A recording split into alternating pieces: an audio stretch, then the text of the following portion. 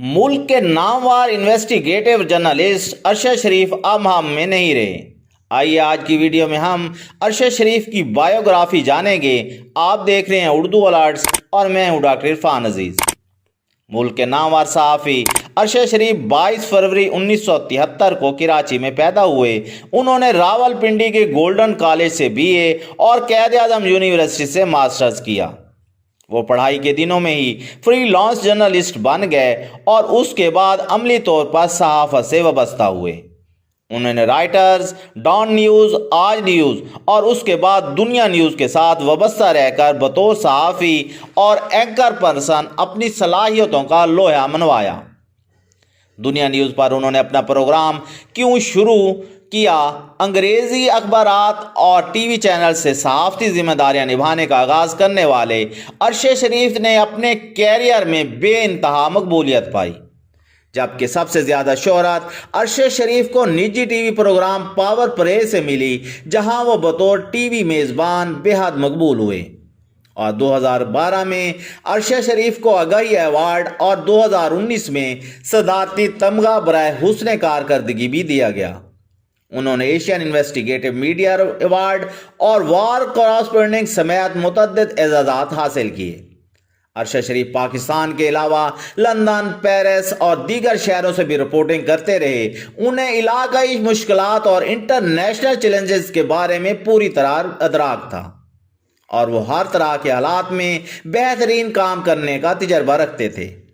वैसे तो अरशद शरीफ के क्रेडिट पर बेशुमार सनसनीखेज, चौंका देने वाली स्टोरीज थीं, लेकिन ख़ास तौर पर जब उन्होंने मोटरवे के मंसूबे और साबिक सरबराह एहसाब ब्यूरो सैफुर रहमान के हवाले से स्टोरी की तो उनको खासी शोहरत मिली। इसके अलावा जब उन्होंने मुस्लिम कमर्शियल बैंक और मियां मंशा के निशात ग्रुप के हवाले से स्टोरीज करना शुरू की तो वो तवज्जो का मरकज़ रहे। साबिक वज़ीर आज़म नवाज शरीफ के दौरे हुकूमत में होने वाले मुख्तलिफ किस्म के इक़दामात पर उन्होंने तहकीकाती स्टोरीज की। इसके अलावा फैन जेम्स होटल लंदन की खरीदारी में निशात ग्रुप के हवाले से उनकी स्टोरी को ज़बरदस्त मकबूलियत हासिल हुई। अरशद शरीफ किसी एक ख़ास सियासी ग्रुप या सियासी जमात के हामी नहीं थे। उन्होंने मुख्तलिफ अदवार में मुख्तलिफ सियासी जमातों, हुकूमतों, इदारों और शख्सियात के हवाले से शानदार रिपोर्टिंग और तहकीकाती स्टोरीज मीडिया के ज़रिए आवाम तक पहुँचाईं।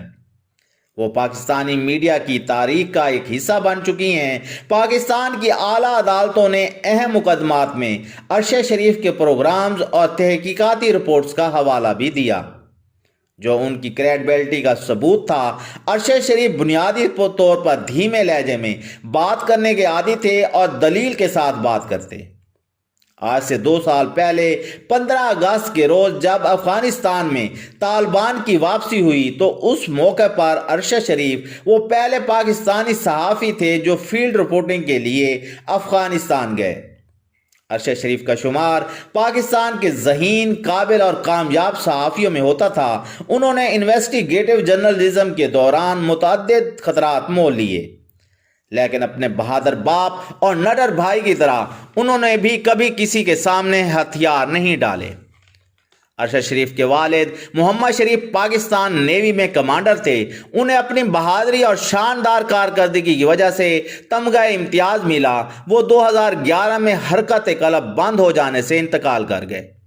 उनकी उम्र 79 बरस थी। वालिद के इंतकाल की खबर सुनकर अरशद शरीफ के भाई अशरफ शरीफ पाकिस्तान आर्मी में मेजर थे, बन्नू कैंप से बगैर स्क्वाड के लिए रवाना हो गए। रास्ते में उनकी गाड़ी पर हमला किया गया और वो तालिबान की जानिब से किए गए हमले में शहीद हो गए। मेजर अरशद शरीफ की उम्र 35 साल थी। मेजर अरशद शरीफ अपने वालिद के जनाजे को कंधा देने से पहले ही शहीद कर दिए गए। एक घर में 2 जनाजे उठे। मेजर अशरफ शहीद को पूरी फौजी एजाज के साथ मिलिट्री कब्रिस्तान में सुपुर्द खाक किया गया। निजी TV पर प्रोग्राम करते हुए अरशद शरीफ जानदार तज्ज़ियों और मुल्क के हालात हाज़िर पर बेलाग तबसरों के बाइस शोहरत हासिल करने में कामयाब रहे। कहा जाता है कि अरशद शरीफ धमकियों से ना डरते थे। اور وہ ہمیشہ کھل کر بات کرتے تھے۔